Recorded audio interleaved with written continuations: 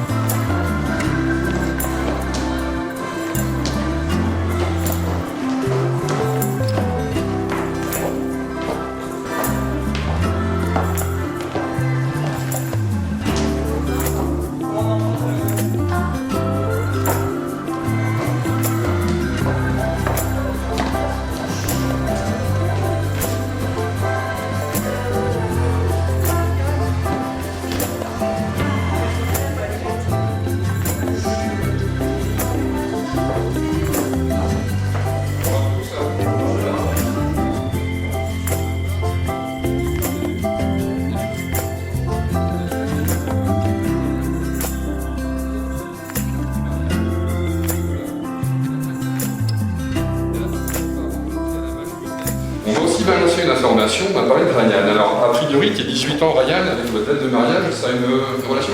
C'est ça, c'est Ryan qui nous a fait la demande pour son cadeau d'anniversaire. Bien, Ryan. Ça te dérange pas si je prends un assistant? Non? Mais je vais prendre Fiona et Norvin aussi comme assistant. Parce que je vais vous dire, l'élu, il a un rôle très particulier. C'est qu'il y a un truc que vous ne voyez pas, les invités, parce qu'ils vous tournent le dos. Mais il y a un moment qui est magique, c'est le moment du lit. Et je pense que tous les trois, vous avez du bon côté, vous allez voir vos parents, avec ce petit moment magique qu'ils vont partager. Enfin, ils vont se dire oui, je pense. Je pense. Ouais? Marvin. C'est ok, toi? Ok.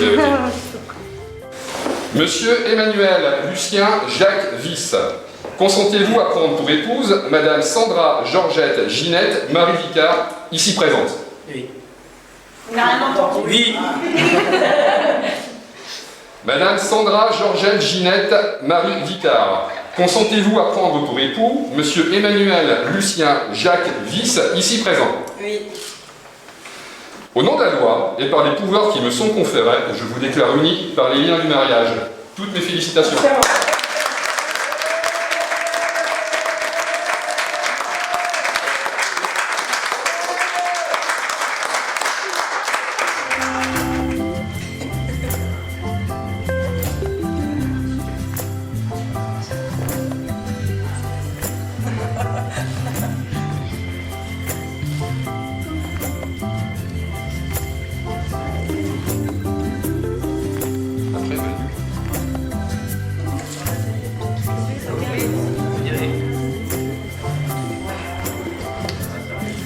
Un petit cadeau également de la part de Valérie. Cette belle fois civilisée avec vos deux prénoms qui sont dessus. On a pas mis mon salut, on voit que ça peut suffire.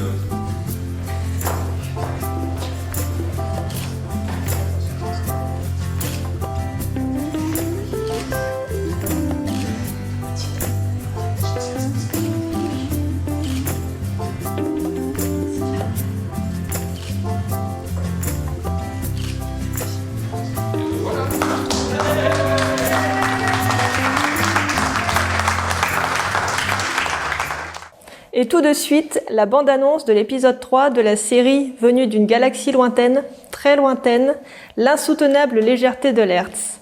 N'oubliez pas de rester jusqu'à la fin du journal pour découvrir l'intégralité de cet épisode. Le journal des sports, l'épisode 3 de l'insoutenable revient et Chava empiré à Donf. Et puis il est dedans. Mais ce sera tout dit aussi con. L'épisode 3, le seul épisode qui tienne toutes ses promesses. Suite à la parution de son livre, Jean-Baptiste Coquelard, passionné de botanique et de mycologie, vous propose de découvrir l'exposition des cueillettes et des hommes à l'Office du tourisme. L'exposition se tiendra du 5 au 31 octobre, alors si vous souhaitez mieux connaître les champignons, foncez-y, l'entrée est libre et gratuite. Alors je suis très heureux d'être à côté de Jean-Baptiste Coquelard que vous connaissez, mais on va essayer un petit peu de résumer son passage au Cateau et puis la parution de ce livre qui fait fureur parce qu'on en parle partout. Jean-Baptiste, merci enfin, parce que ça fait longtemps qu'on essaie de te voir, mais je crois que tu es partout. Et donc, pour commencer, est-ce que tu pourrais te présenter? Quand est-ce que tu es arrivé au Cateau? Alors, je suis arrivé au Cateau en mai 2009, ça fait bientôt, c'est ma 12e année. Et quand je suis arrivé au Cateau, déjà bien accueilli par la population et puis par l'environnement. Et puis j'ai été attiré tout de suite par la forêt du Bois-l'Évêque. Et j'ai emmené du public, les premiers cueilleurs, entre guillemets, ils m'ont suivi en septembre 2009. Et depuis septembre 2009, j'emmène tous les ans, à l'occasion des journées mycologiques que j'ai instaurées, du public. On a commencé à 6. J'aime bien le répéter, on a commencé à 6 personnes qui sont venues pour me faire plaisir. C'est pas pour les champignons, ils venaient pour me faire plaisir. Et puis là, on arrive, cette année c'est un peu particulier, mais l'année dernière, on était à 300 personnes emmenées, sur inscription, bien sûr, parce qu'il faut coordonner tout ça, mais gratuitement. Donc ça aussi, je le dis, je le répète, c'est gracieusement. Je sais qu'il y a des cueillettes qui sont payantes, c'est normal, il faut payer les guides, il faut payer les organisateurs. Moi, j'avais décidé de partir de ce principe-là de gratuité, mais bien sûr, normalement, tout travail mérite salaire, mais là, c'est de la passion, c'est du partage. Et donc, je suis très heureux aujourd'hui, en plus de présenter ce livre. Ça fait plus de 2 ans de travail, avec une grande partie sur le Cambrésis et ce Bois-l'Évêque. Donc, c'est un retour un petit peu de tout ce qui m'a apporté. Un juste retour des choses. Donc, ce Bois-l'Évêque qui va être mis en avant, aussi bien au niveau des espèces rencontrées que aussi au niveau cuisine. Donc, il y a un chef, Damien Laforce, qui est chef lillois, mais qui vient régulièrement ici sur le Cambrésis en foin normale, qui vient aussi chasser, pêcher, etc., qui connaît bien la région et qui a créé autour du Bois-l'Évêque une dizaine de recettes. Alors, qu'est-ce qu'il a de spécial ce Bois-l'Évêque? Alors ce Bois-l'Évêque, déjà, on le connaît. La dernière fois qu'on l'a mis en avant, et malheureusement c'était en 1967, on en a parlé beaucoup à cause de la tornade. Et j'ai dit, il faut arrêter, même si c'est un événement tragique, mais on va essayer de positiver. Depuis, il y a eu la maison forestière Villefred-Ohain, qui est le point de départ de mes cueillettes. C'est vraiment un endroit magique. Au départ, c'était l'étang du Flaquet, mais maintenant, c'est plus pratique et plus sécurisé au niveau de la maison Villefred-Ohain. Donc, on a vraiment un bel endroit aussi de visite, ce musée. Et ce Bois-l'Évêque, il a cette qualité parce qu'on a étudié, on a inventorié plus de 600 espèces, petites et grandes espèces de champignons dans ce Bois-l'Évêque à l'occasion d'une thèse, celle de Nicolas Zmuda, que j'ai encadrée.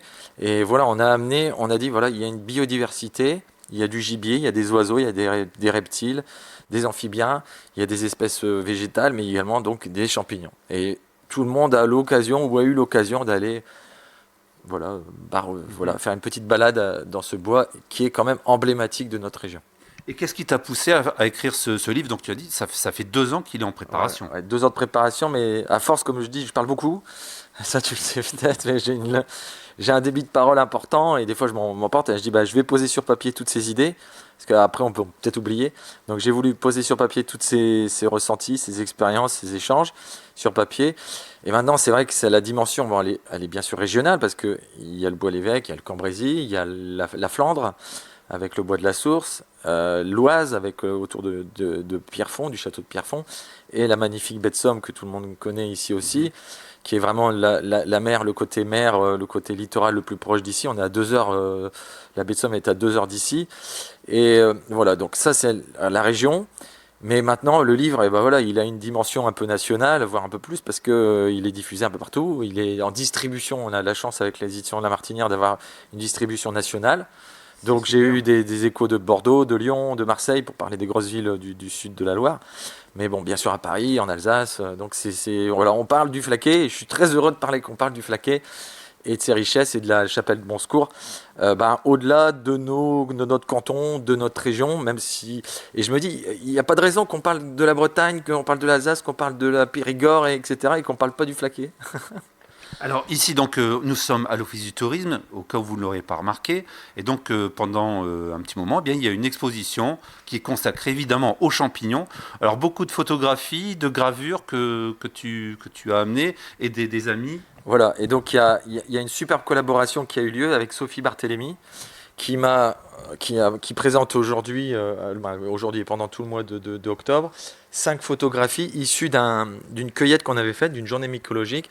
On avait eu l'occasion, donc là c'est vraiment exceptionnel parce qu'on a plein de personnages, c'est des photos d'une qualité exceptionnelle, les photographes aussi métier, et Sophie Barthélémy qui est cartésienne et qui me fait l'honneur de présenter, qui me fait le plaisir de présenter 5 œuvres de ses tirages, et elle est venue en cueillette avec moi, et voilà, donc c'est des petits moments de cueillette captés avec plein d'anecdotes à raconter là-dessus.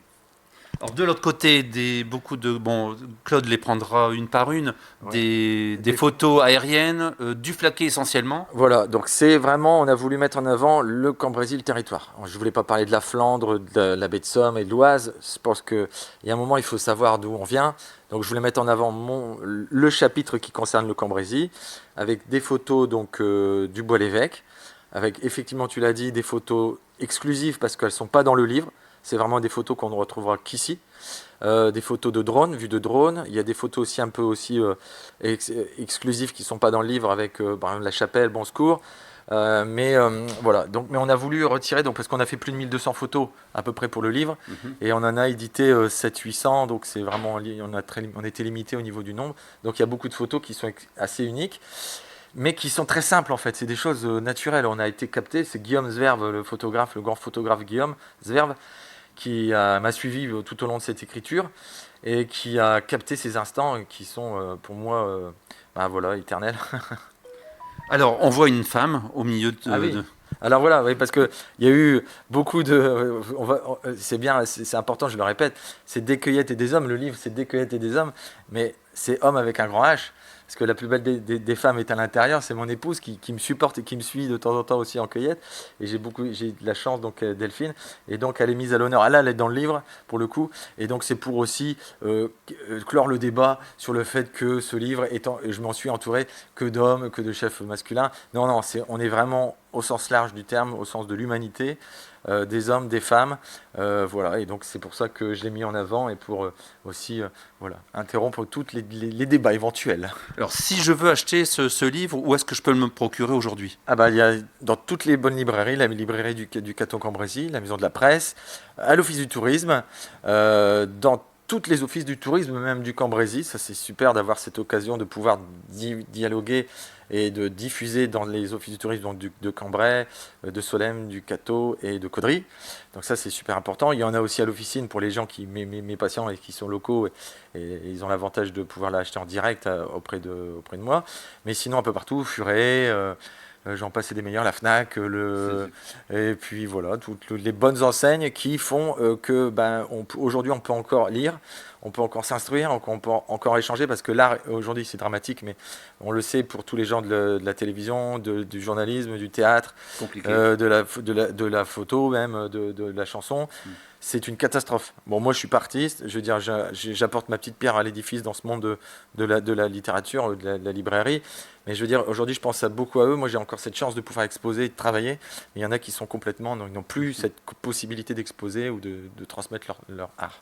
Alors si on parle un petit peu de ce livre, donc tu parles d'herbes, de fleurs, évidemment de champignons. Il y a également beaucoup de recettes de cuistots. Voilà, ouais, donc des grands chefs des Hauts-de-France. Plus de 40 recettes. Ouais, 45 recettes. Il y a même des recettes que j'ai faites moi. Donc, elles sont bonnes. Elles sont bonnes. Alors la photo est belle, mais le goût est bon aussi. Donc c'est des recettes accessibles. Donc il y a des chefs qui sont emblématiques de la région. Donc je parlais de Damien Laforce qui a fait Top Chef il y a 2 ans, l'émission sur M6 l'année dernière. Mais bon, il n'a pas fait que ça, mais il a travaillé dans des très belles maisons. Notamment sur l'île, il a travaillé chez Florent Laden qui fait lui partie de la Flandre. C'est le chef de la Flandre qui a fait également aussi de Top Chef, qui est arrivé en finale même de Top Chef il y a quelques années. Donc Florent Laden, c'est qui me fait l'honneur de participer à cet ouvrage, de faire une cueillette et de faire de la cuisine derrière, parce qu'on a fait la cueillette et derrière on a fait les recettes. C'est pas de la triche, C'est des retours de cueillette qu'on a fait. Il y a Pascal Lefebvre qui est un chef emblématique du Crotoy en Cambrésis. Non, c'est pas du Crotoy en Cambrésis, c'est du Crotoy en baie de Somme. Donc Pascal Lefebvre qui est chef de l'auberge de la Marine, et il y a Jean-Marc Notelet qui est chef, qui est natif d'ici, de Avesnes-sur-Helpe, qui a fait ses études à Valenciennes, notamment il est un ancien joueur de football de Valenciennes et qui est maintenant chef depuis 20 ans au Caius à Paris et qui m'a emmené, et on s'est emmené, on va dire mutuellement, donc dans l'Oise, autour de Pierrefonds. Alors une autre passion, la bière. Ah. On peut en parler un petit peu? Ah oui, il en vente aussi à la brasserie historique, c'est ça que tu veux. Non, donc, mais je crois que tu as participé à la conception d'une bière il y a un petit moment. Il y a même 3 bières, c'est pour ça que j'en parle aussi dans le livre, j'en parle parce que c'était une expérience assez incroyable. Avant ce livre, il y a eu plein de choses, et il y a eu notamment la conception de 3 bières. Avec la Vivat. Avec la Vivat, avec la brasserie historique du Cateau, avec le maître brasseur Grégory Moffroy, que l'on connaît très bien, qui est un personnage déjà exceptionnel, mais d'une qualité humaine exceptionnelle et une qualité professionnelle également, qui fait des produits incroyables. Donc on a fait 3 collaborations, donc des bières à la Trompette des Morts, une bière au Cep de Bordeaux et une bière à la Morille. Donc il y a quelques années, mais voilà, mais j'en parle parce que ça fait partie de l'histoire aussi depuis que je suis au Cateau. Bien sûr. Il y a plein de choses à faire ici au Cateau. Mais il y en a peut-être encore d'autres à faire. Ah ouais. Et ça on va pas le dire, mais peut-être pas avec Vivat, ça sera peut-être avec une autre brasserie artisanale aussi, française. Voilà. D'accord. J'espère que vous allez être très nombreux à venir découvrir cette exposition, découvrir ce livre qui est superbe. Et puis, merci pour tout ce que tu fais. On n'a pas parlé des ch'tis coureurs. Ah bah non, mais les ch'tis coureurs, ils sont dans mon cœur. Mais là aussi, pareil, pour toutes les associations, les ch'tis coureurs qui sont compliqués. Donc, on organise tous les 2 ans la ch'ti canard en selle. Donc, je peux vous le dire que normalement, elle aura lieu l'année prochaine. Si tout va bien. Si tout va bien, si on a les autorisations, si on a aussi le temps de vendre tous les billets, parce que même s'il y a une très belle tombola, il y a des très beaux lots, mais il faut pouvoir vendre les billets pour que ça soit aussi, qu'on puisse rentrer aussi dans notre argent et qu'on puisse aussi investir auprès des patients qui sont atteints du cancer. Donc les ch'tis coureurs, aussi une association locale de Bertry, il faut les soutenir, surtout en ce moment d'Octobre Rose. On soutient toutes les actions multiples autour du cancer pour lutter, et Dieu sait si les patients en ont besoin. Et dernière casquette, on va parler un petit peu de Beffrovision, parce que tu as souhaité diriger l'équipe de bénévoles, les amis de Beffrovision, avec une petite rubrique un peu spéciale. Oui, donc on a fait les chats de tête. C'est vrai que on a bloqué depuis le confinement. Alors, je vous rassure aussi, on va essayer de se retrouver fin d'année, quitte à faire une plus longue émission, avec plus d'invités, avec il y a des choses. On va essayer de faire une belle émission parce que je sais que les gens regardent, ils aiment bien, ça les distrait. Essayer de redonner encore des bonnes réparties, de créer une bonne répartie. Et j'invite même tous les gens qui veulent nous rejoindre aux amis de Beffrovision pour même participer à des reportages, à des émissions, créer des choses. Vous êtes les bienvenus, parce que sans vous, sans les bénévoles, sans l'âme humaine qui est au cœur de cette chaîne depuis plus de 30 ans, voilà, ça n'existera plus. Donc il faut absolument, maintenant on est sur YouTube, on est sur des bons réseaux, donc venez consolider l'association des amis de Beffrovision, et Beffrovision vous le remerciera, vous le rendra bien. Merci beaucoup de tous ces renseignements, et puis on vous donne rendez-vous dans le livre. Vous n'hésitez pas à venir le chercher. Visitez aussi cette exposition qui a lieu jusque quand? Alors jusqu'au 31 octobre. Alors le 31 octobre, je suis invité par l'Office du tourisme pour guider. Donc là c'est complet, mais guider une cueillette. Donc c'est le samedi matin. Et l'après-midi, il y aura une dédicace ici de 15h à 16h. On va peut-être encore aménager les horaires, mais on va dire 15h, 16h. Pour laisser un petit souvenir sur papier au niveau des livres. Et puis voilà, puis après, l'aventure continue. Il y aura le Salon du Livre du Touquet. Je suis invité au Salon du Livre du Touquet au mois de novembre. Puis il y aura plein de belles choses. Et voilà. Et puis il y a aussi un petit scoop, le 17 octobre. Alors, je ne sais pas si on aura l'occasion et vous allez peut-être le revoir en replay. Il y a une émission, une très très belle émission qui aura lieu le samedi soir. Le 17 octobre, c'est Échappée Belle. Ah oui. Et vous allez peut-être retrouver des gens que vous connaissez. D'accord. Je n'en dis pas plus. Superbe. Merci Jean-Baptiste, et puis bon courage dans tout ce que tu fais, et puis on te suit sans problème. Merci à vous. Merci Claude d'avoir filmé. Merci Claude. La crise sanitaire n'aura pas eu raison du traditionnel concours d'animaux de boucherie qui s'est tenu au marché aux bestiaux le 10 octobre dernier. 500 animaux étaient présentés afin de décerner des grands prix d'excellence aux éleveurs pour la qualité de leur viande. Je laisse tout de suite la parole à Monsieur Ennio.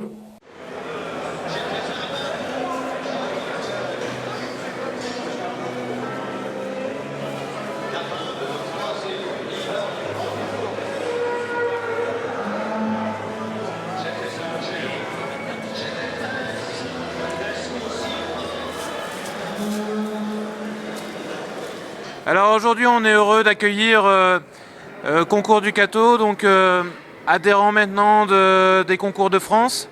Aujourd'hui c'est plus de 500 animaux qui sont représentés, donc à peu près 320 bovins, 150 agneaux et une cinquantaine de porcs.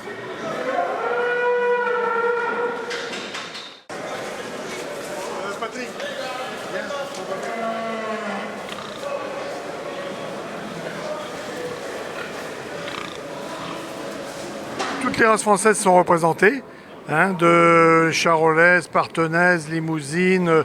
Cette année, il y a une première puisqu'on avait une représentation de la race Sérens, qui est une race de Savoie, pour la première fois. Mais il y a aussi la Pirouge des Plaines, la Blanc-Bleu, bien sûr, qui est ici la maîtresse des lieux. Un très beau concours, très très beau concours. D'année en année, on a vraiment le nec plus ultra des Hauts-de-France.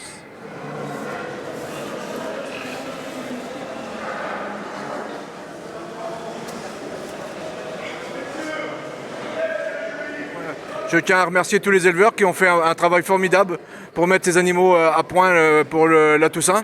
Donc ces animaux, c'est surtout la conformation, l'état d'engraissement et la finesse. Donc tous ces animaux, on va les retrouver dans nos assiettes pour les fêtes de la Toussaint. Donc pour toute la clientèle des Hauts-de-France. Il y a un prix de la boucherie qui est remis à chaque concours de la Fédération nationale des concours d'animaux de boucherie. C'est l'animal le classé le plus haut, vendu le plus cher, qui revient à un boucher syndiqué. Donc voilà, c'est une promotion pour lui et c'est un honneur de recevoir ce prix-là. Écoutez, le marché du Cateau, c'est un des seuls qui s'en sort pas trop mal parce que le nombre d'apports n'a pas diminué, au contraire. Et vraiment, dans les Hauts-de-France et le Grand Est, c'est un des marchés qui se porte le mieux. Écoutez, au niveau des Hauts-de-France, il reste deux marchés. Il reste le marché d'Arras et le marché du Cateau. Et le marché d'Arras a beaucoup souffert justement de la crise du Covid, parce qu'il y a des apporteurs qui viennent d'assez loin et il y a beaucoup d'exportations qui se faisaient à partir du marché d'Arras. Et aujourd'hui, tout ça s'est bloqué. Donc le marché d'Arras a beaucoup souffert. Heureux que ce concours ait lieu malgré la période Covid. On a su maintenir notre concours de Pâques et puis notre concours de la Toussaint, donc ça a été une sacrée prouesse. Et on remercie les éleveurs, les membres organisateurs et nos acheteurs qui sont fidèles au rendez-vous.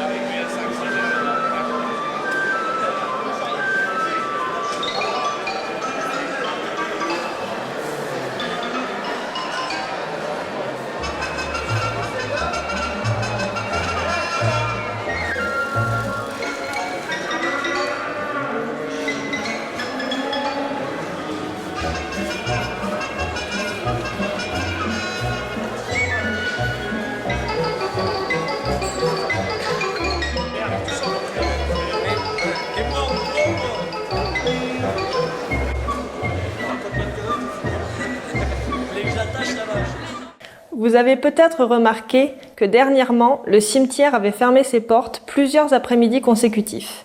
En effet, pendant une semaine, du 6 au 9 octobre, une procédure administrative de reprise de concession en état d'abandon a été menée.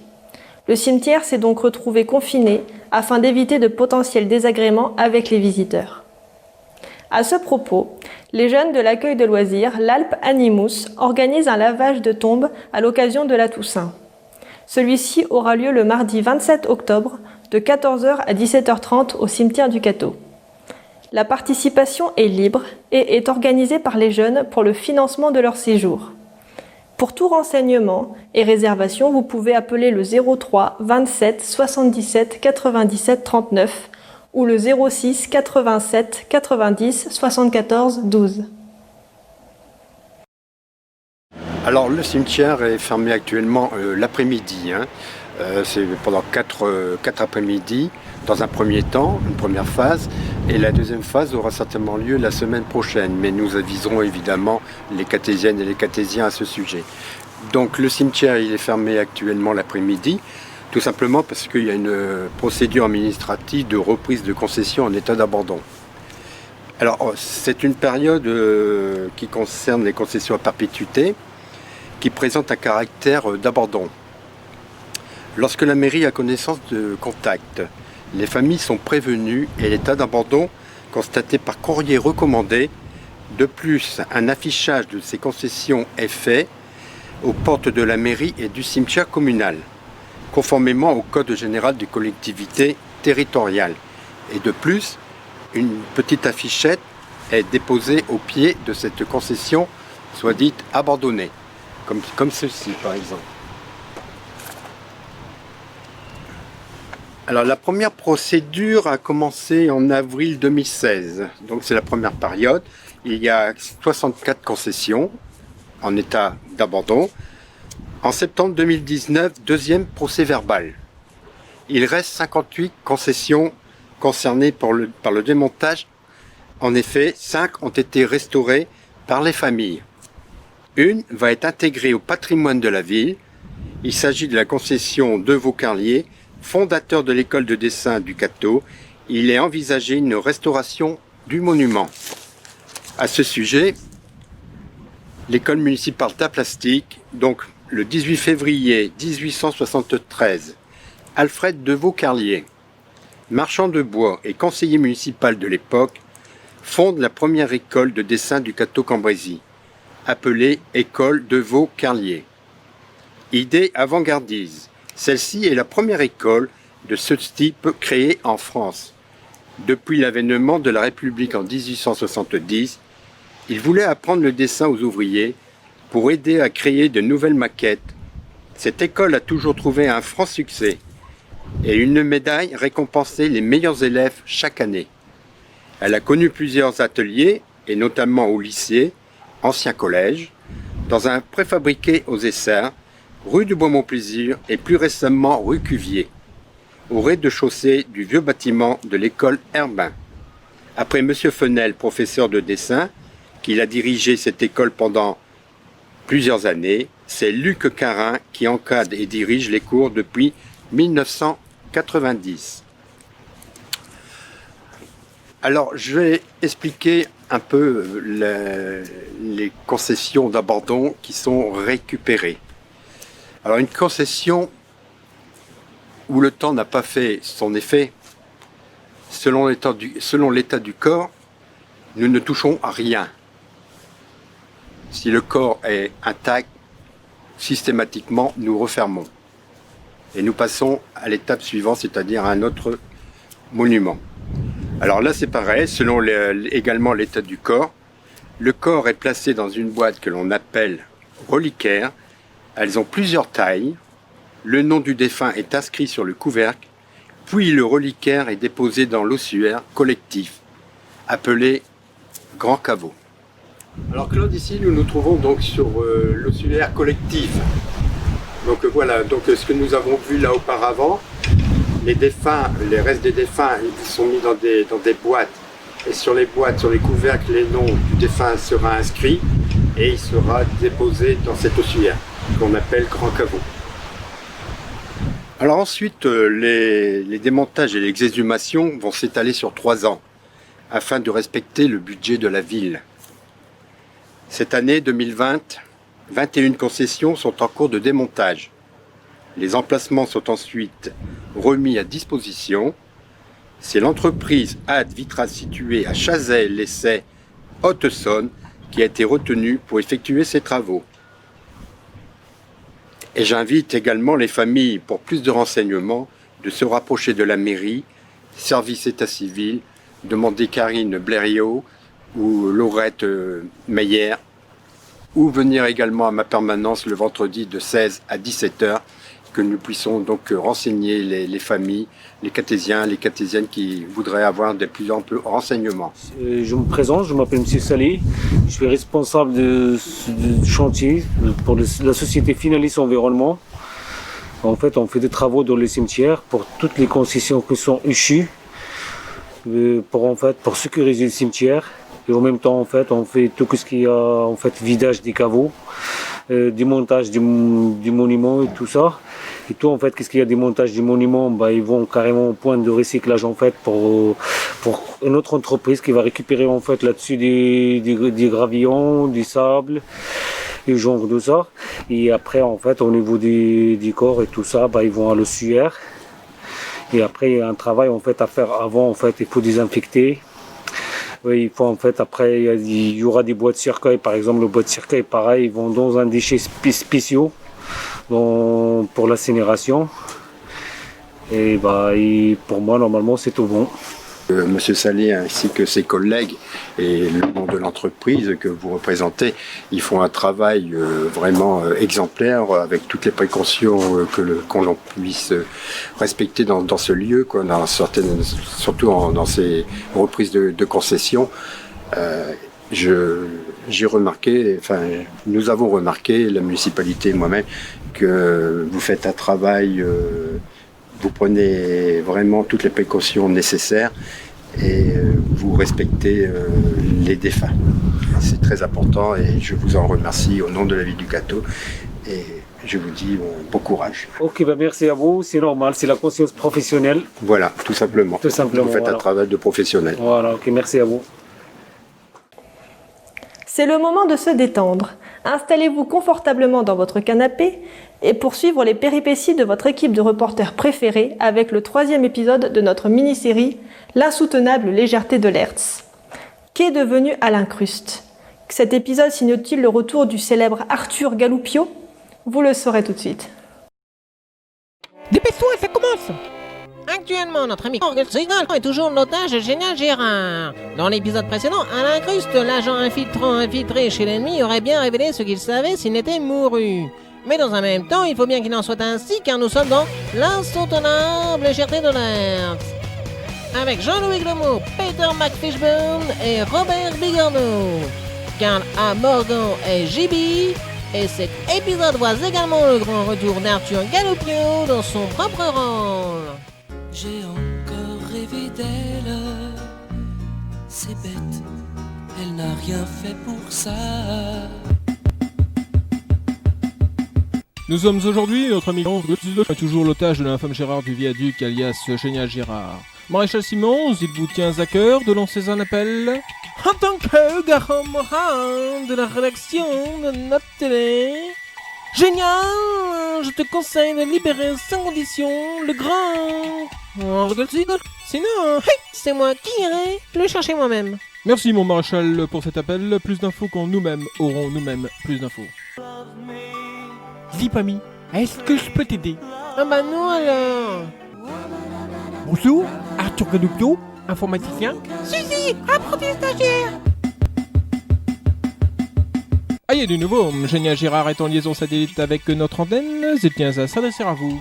Je revendique la libération de mon pays où j'habite. Comment va mon Orgelsigal? J'exige la libération totale de mon pays, sinon il fait envoyer un missile sur New York. Génial, Benoît Laden il a déjà 2 tours d'avance. Mais moi, je vais créer un homme nouveau. Mon colonel, nous avons réussi à localiser Génial Gérard. Et dites, je peux vous aider? Non! Messieurs, passons au KGB, notre nouvel agent infiltrant. My name is Bon, Jambon. Voici mes jambettes, Riri, Fifi et Louloute. Allez, en avant les filles. Oui, Charlie. Non, moi c'est Bon, Jambon. Oh super, je vais vous aider.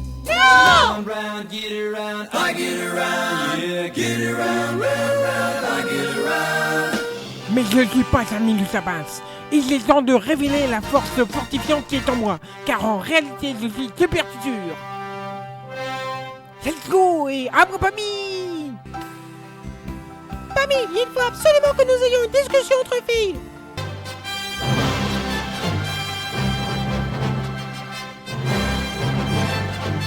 Pami, je te préviens, Tutur, c'est mon amoureux. Ah mais j'ai bien qu'on en a le savoir. Attention Génial Gérard, je suis super tuteur et je vais te désintégrer avec mes pistolets laser. McQueen me parle. Zut, je crois que j'aurais, comme tu dirais, perdu mes super pouvoirs. Mais je m'en fous car c'est la chanson qui tue. Le petit bonhomme en mouche. Madame Monchou.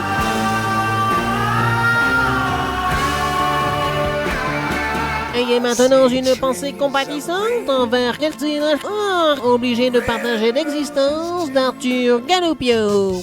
Tu dis qu'on reçoit une demi-baguette. C'est quand même la moitié d'une baguette. What a wonderful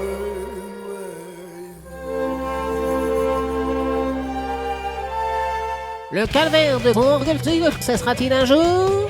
Ce n'est pas le principe de l'insoutenable légèreté de l'Inde, ce qui laisse présager que l'on fera pire la prochaine fois. L'insoutenable légèreté de l'Inde, c'est un programme proposé par Polémique Victor avec tous les savoir-faire de faire savoir de l'équipe de B3 Vision.